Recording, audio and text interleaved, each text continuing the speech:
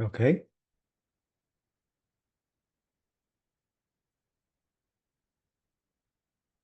As soon as we enter the space of the so-called Zoom sessions,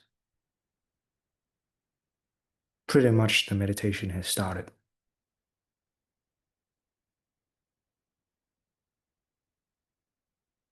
It's just a matter of, in this warm-up portion, how well are we routing, are we gathering ourselves into absorption?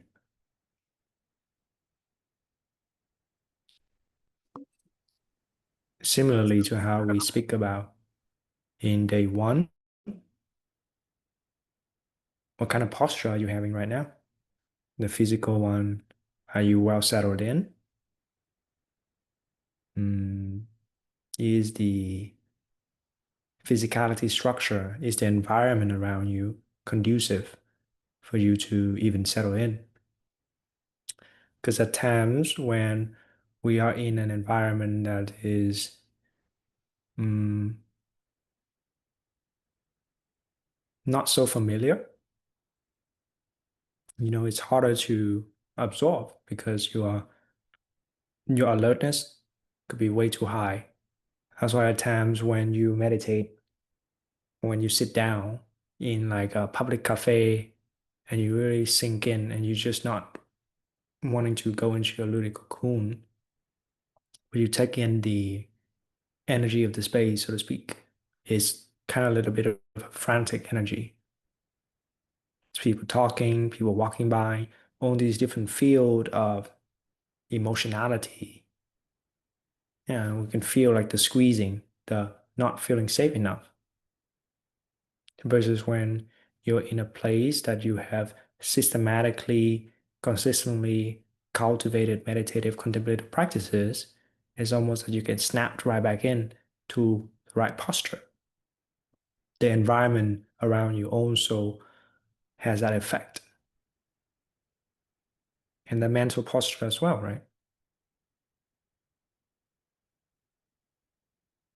I understand that because of the nature of a free and only 5 days training container like this, there could be a certain mental posture that is not very conducive to the objective of our training. Feel a little bit of that rushing energy, feel a little bit of that half-heartedness, because I mean, it's very understandable, right? Just free, let's check it out, see what it's about. But then that very attitude don't allow for the proper exertion, the proper engagement in these things.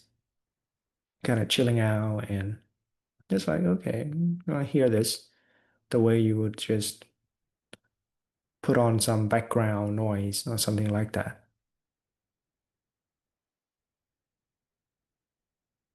A lot of times we have these kind of decisions that is unconscious, unintentional.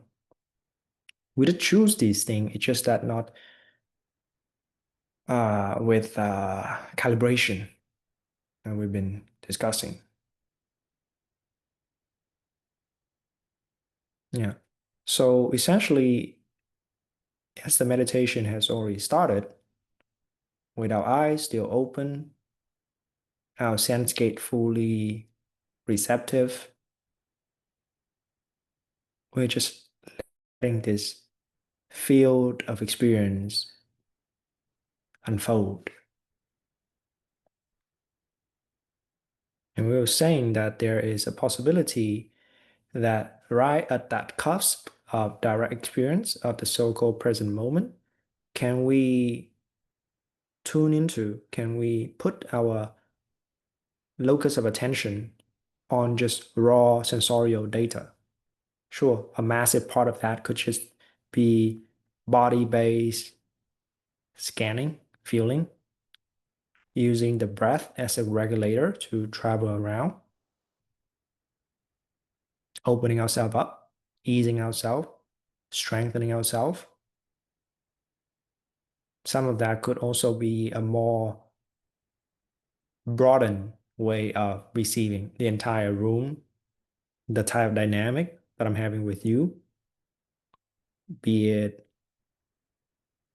a little bit of cultures, be it a little bit excitement, be it a little bit sensual, whatever this dynamic is, right? Personal. All of this is in that cusp of Vedana, a cusp of direct experience where the feelings flows.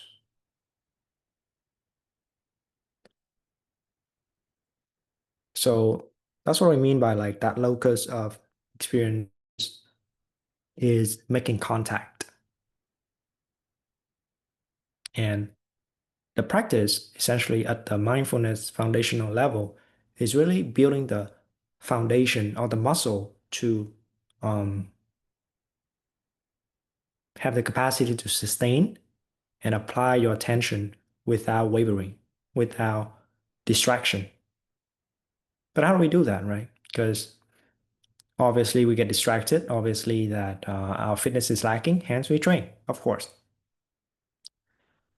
But essentially, then we understand that there is these cycles or these impulses of distractibility that comes.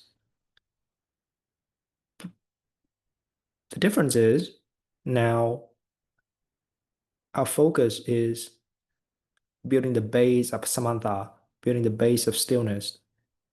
When distractibility comes, then essentially that is right there is the field for you to gain an increased territory of samatha, to reclaim this portion that previously would distract you and now no longer a problem. So we're talking about right at the cusp of direct experience of Vedana, there's also perception, your meaning making, your discriminating, telling things apart, analyzing is ongoing. You are comprehending my words. You are taking this transmission in and having all these, putting things in order automatically. You understand that's a snap sound? No effort on that part.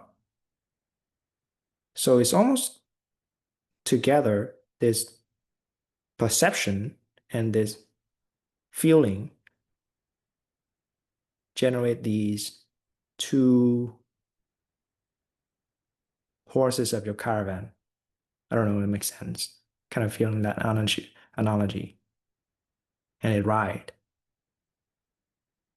Now, the problem is more often than not, we got the next links of the chain of dependent origination is that we have certain orientation, a certain attitude towards what we are feeling, seeing, perceiving, which is we can lean into the sense of pleasantness too much, grabbing onto that.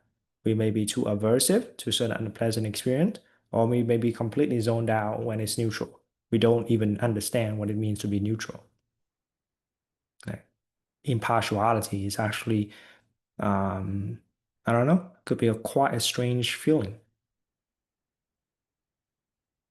So with that type of orientation, very quickly, whatever that we are directly experiencing, going to feeling become emotions, and raw analysis, making sense become stories and narratives.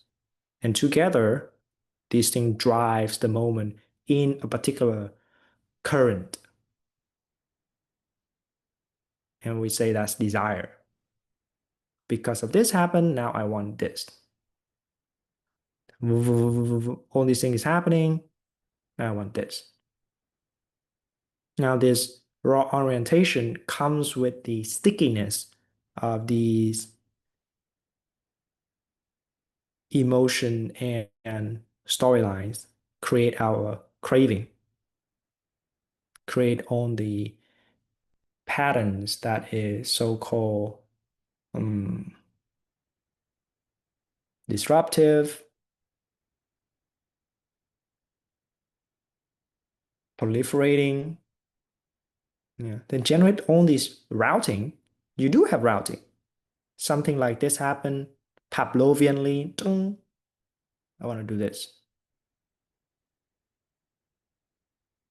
And the moment that you get a little bit bored, the mind go this direction. Some of the Pavlovian is you only use to, well, let me change my language. We are only used to certain pattern of meditation. So when there's a different dynamic of somebody seemingly talking in a casual manner like this, it doesn't seem like an instruction is being shared right now. So your mind doesn't feel like it needs to pay attention because it's conditioned so that we only like, oh, okay, telling me what to do. If that, then I listen. If this, I'm just trying to make sense of it from an intellectual perspective and not feeling what these words are. I'm interchangeably using we and you here because this is very much like a human thing. I have it too. You probably have it. And the whole point of the training is to recognize all these limitations and address it. So we're saying it as you're sitting down, making contact, and noticing all these patterns is happening, only the way that all these waters of desire in which we swim in becomes our identities, becomes the personalities that we switch on the patterns of your habits. Yeah. Now, some of the poor posture when it comes to this could be something like uh, too quick to try to annihilate all these patterns, trying to dissolve it, trying to take it apart. But then we're seeing that, oh, that's the opposite of what we mean with gathering whatever baggage that you bring. Having that kind of attitude, an appropriate response. We set the intention to sit, be as ourselves. And then with that intention, whatever comes, get bring into the fold. It's now part of the family. It's now part of the team, even if it's disturbing emotions. So this gathering process of the different identities essentially is the unification of mind.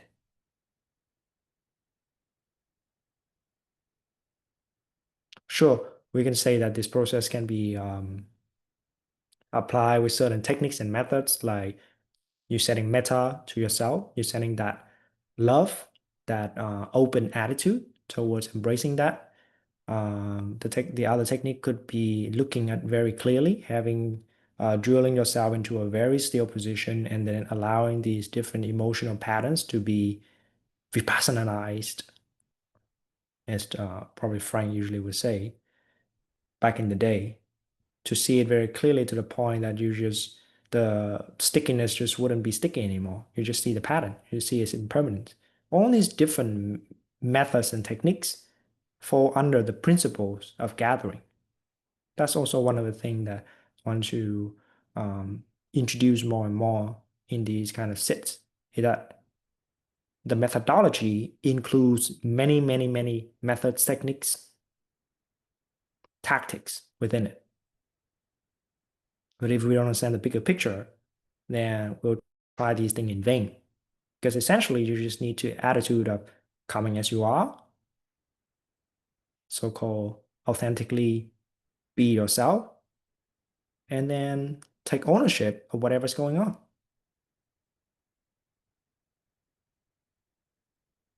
If you're getting annoyed, can you sit with that annoyance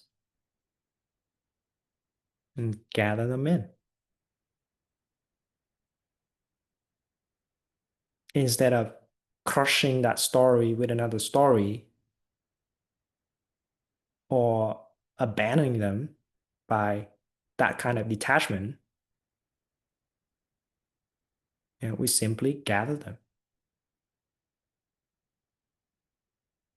Maybe to follow the trails of our techniques so far, this is also a way that we use the breath as to regulate all these emotional obscuration and the cognitive obscuration, using the breath to allow these water desires, these currents to unravel itself.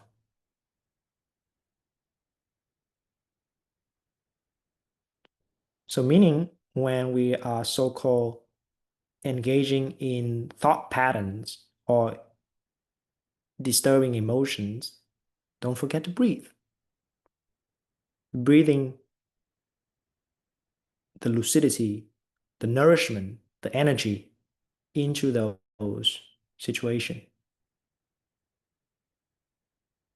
And as those thought clouds, those emotional patterns come, with lucidity now, we can revitalize our field of sensation to encompass them.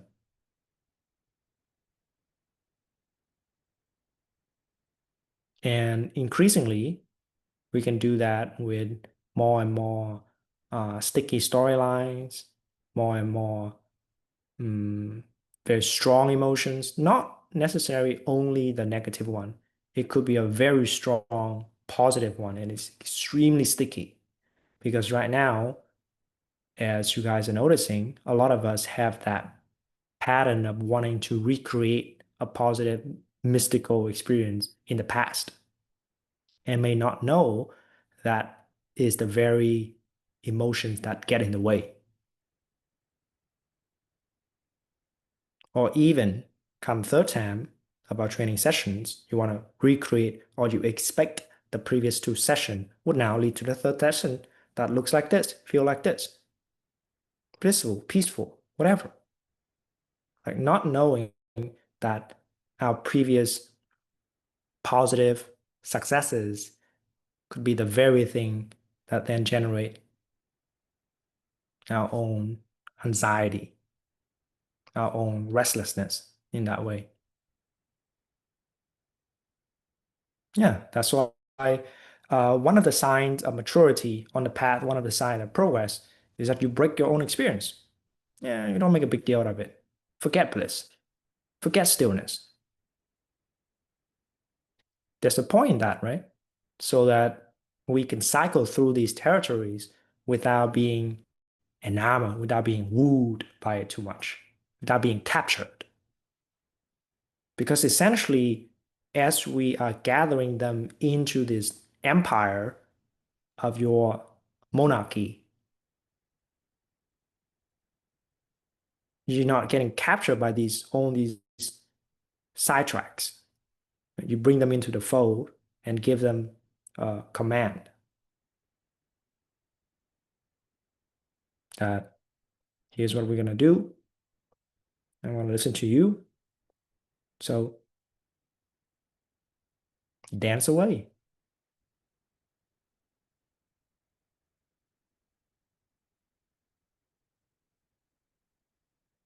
Yeah. I do really like that because it's almost it's not really analogy, like this part is maybe not the analogy, not the two horses. That one was pretty bad. But the visual representation of as you are taking this structure, this attitude, not just like sitting like this, but also this kind of directness when it comes to relating to other people, relating to me, relating to people here in the training, relating to your own problems, your own challenges. There's a dignified sense to it. There's an honor that comes with this level of I take care of my own. I take care of my people, so to speak. I take care of the things that fall under my custodian. It's the monarch, it's the person that's right at the center of their life, not budging, unflinchingly direct with the good, the bad, and the ugly, with the bliss, with the seething pain, with the exalted delirium, with the forgotten parts of ourselves. The monarch treats own impartially, own with love.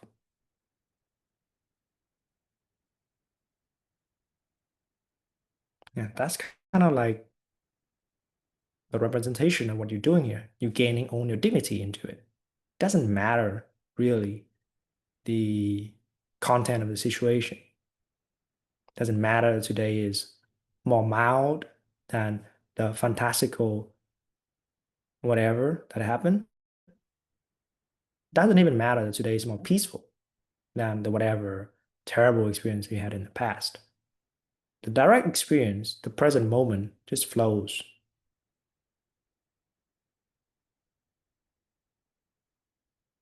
In that way, it doesn't discriminate. In that way, it doesn't have a favorite.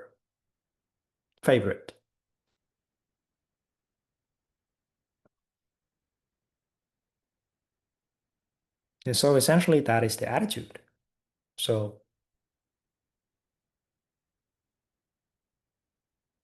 let's sit down, have this space of ourselves, looking at our emotions, and with the right posture, mentally, physically, making contact, using the breath as a regulator, and come and listen, hear our stories and our emotions out. That's it.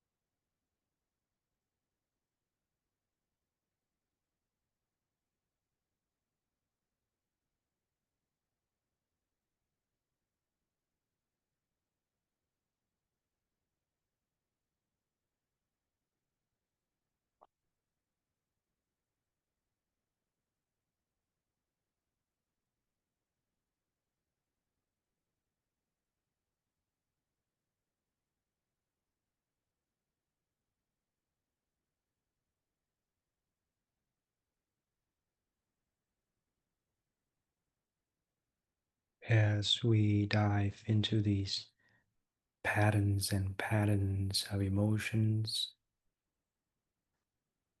it would be very unwise to discriminate against our own emotions,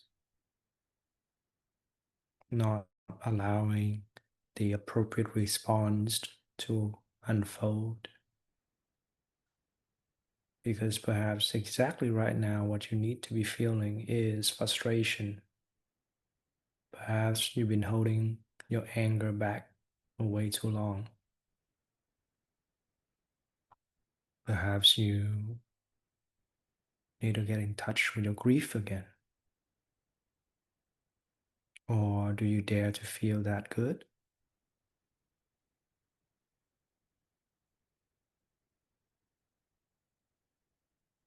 And overall, the critical insight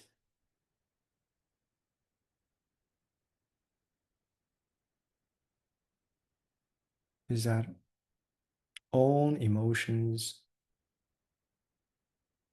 are pain, disfact, dukkha. There's that squeezing, unending squeezing.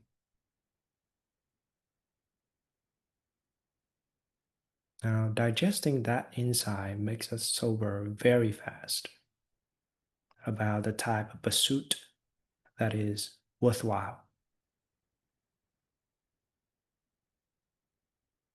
So it's very crucial that we do not forget these rough terrains to be pinned down into the torments of all these squeezing, boredom, oh, that type of affliction, where you feel like you want to purge and your body literally squirm away from these territories. You can't stay still, you're starting to sweat.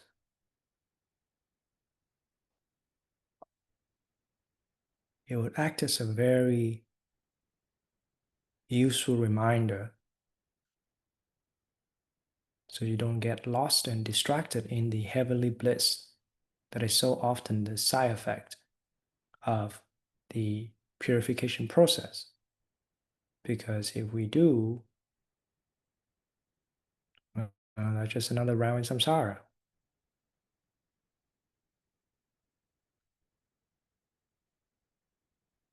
So much growth is stored in these suffering, fuel, sentience fuel.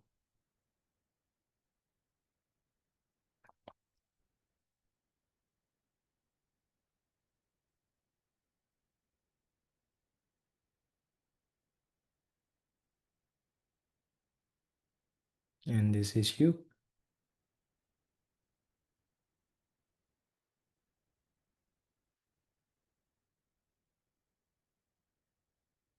Traversing through different routing of identities and personalities.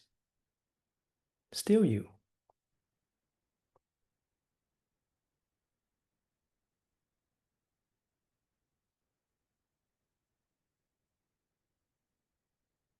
Where are you trying to get to? What really is that other shore that all these people have been talking about? What type of you would be there?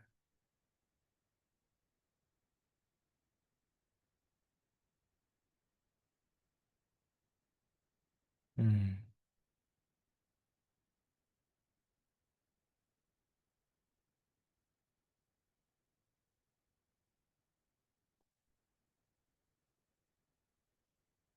Well, I feel you. I feel the noise that you feel. I feel the being torn in so many parts, being getting distracted, forgetting yourself.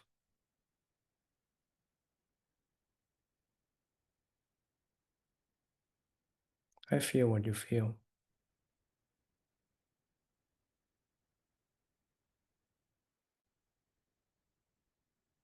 And as we train together,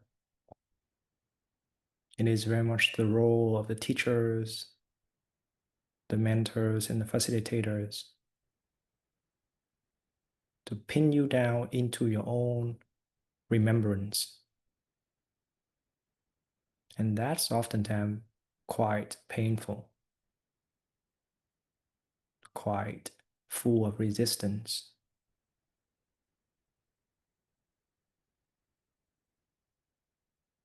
So, as we're opening our eyes,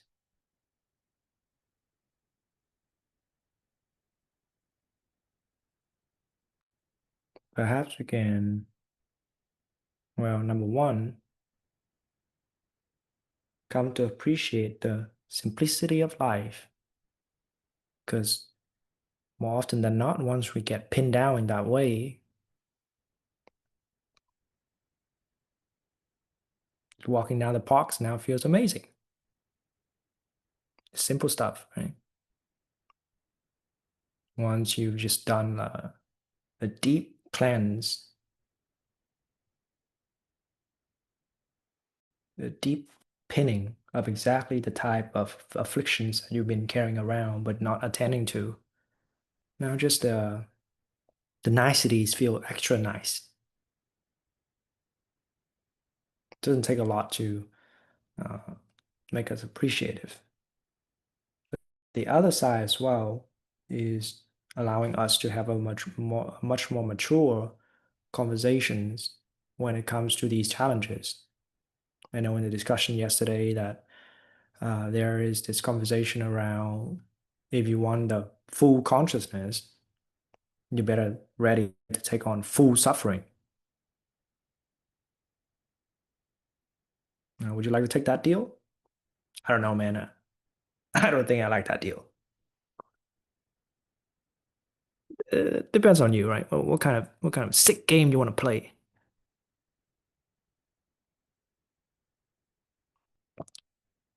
But please, the teachers, the mentors, perhaps Charles has gone through a very particular type of training together.